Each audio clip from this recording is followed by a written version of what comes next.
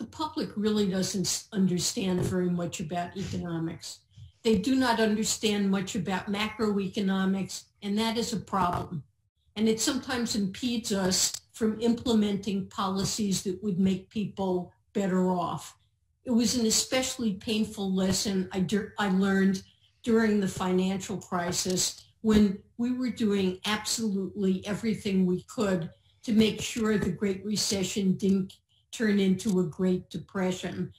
Another thing is that most past downturns in the economy, including that in 2008 and 2009, resulted from problems in the economy, whether it was a housing bubble that burst, an overinflated stock market, or inflation that had picked up to levels that were too high, necessitating tighter monetary policy.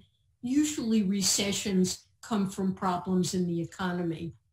But this downturn is due to an external catastrophe. It has nothing to do with the economy at all.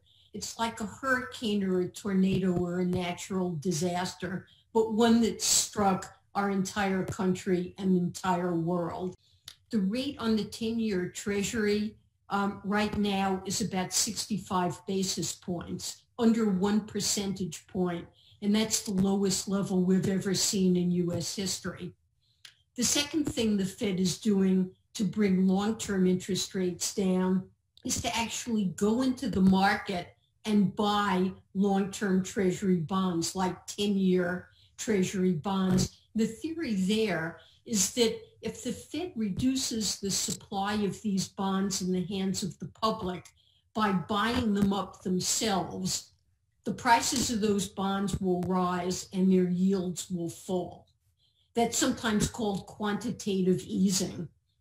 We tried that after the 2008 financial crisis, and most research suggests it worked.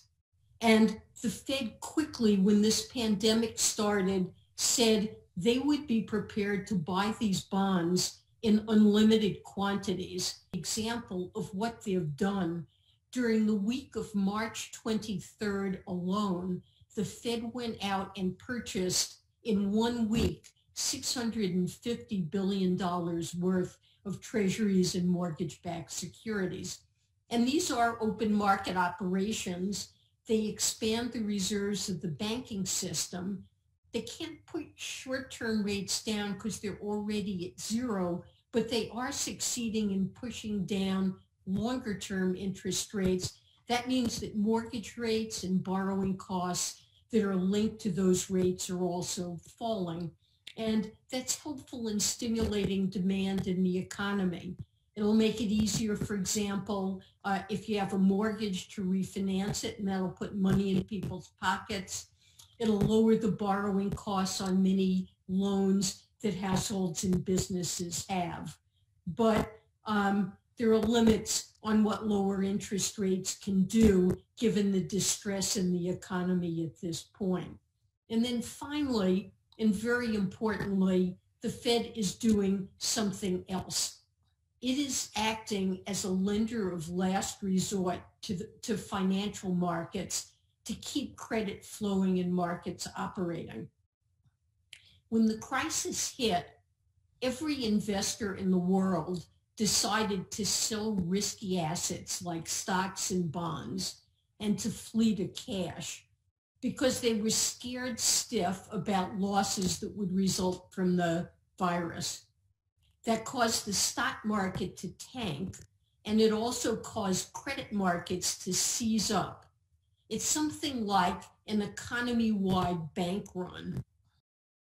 What are the most important things? I guess I'd sometimes start in saying, given the dual mandate, inflation and employment or unemployment, but there are many national data series, and we had in the Fed, we had a wide array of contexts through the economy.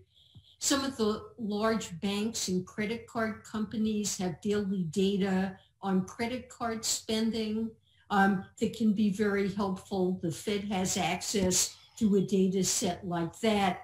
And so just a wealth of data, but certainly data on what is happening in the labor market. The little inflation data we have so far, you might think with a decline in supply, this is a supply shock to the economy. You might think that would cause prices to rise, but really the demand shock is so much more important than any supply shock.